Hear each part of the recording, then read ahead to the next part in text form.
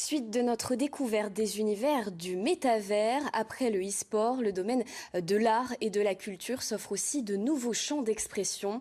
Immersion dans une société d'art spécialisée au cœur de Vierzon. Philippe Tanger et Xavier Nézé.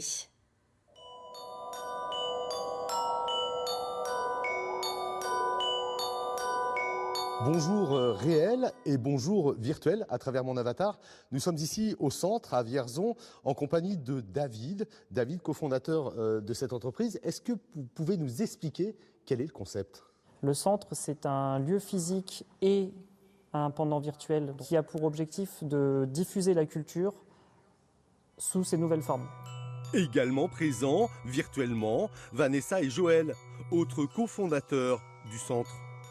Donc, je suis actuellement à Montpellier, d'où je travaille très régulièrement avec toute l'équipe du centre qui est à Vierzon ou partout ailleurs. Donc, je travaille régulièrement dans la réalité virtuelle, mais je suis physiquement en ce moment à Montpellier.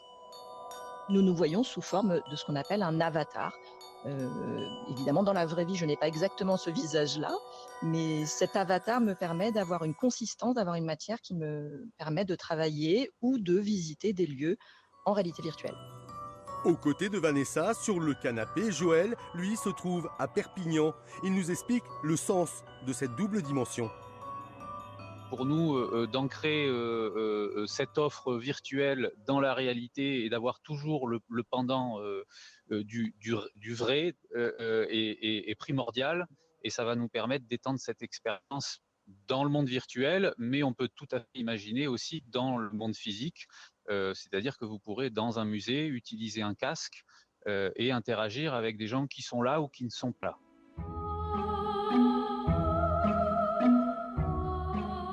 Le centre est aujourd'hui en phase de construction.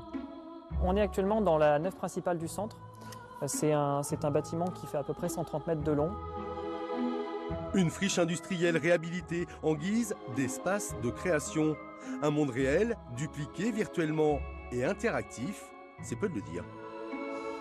Il faut... alors excusez-moi, j'ai une notification bien entendu. Voilà. Il est dédié à l'art sous toutes ses formes et accueille pour l'instant surtout des œuvres picturales. C'est une plateforme simplifiée, c'est-à-dire qu'on a des outils qui permettent à chacun, à un curateur, à une personne qui gère une exposition, de gérer le monde virtuel sans passer par une équipe technique, sans avoir des compétences techniques. Une dizaine d'artistes travaillent dans ce double lieu de conception. Chacun peut y présenter son exposition, visible sur place ou à distance. À tel endroit, j'accroche telle œuvre, à tel endroit, j'ai un concert, à tel endroit, j'ai une vidéo.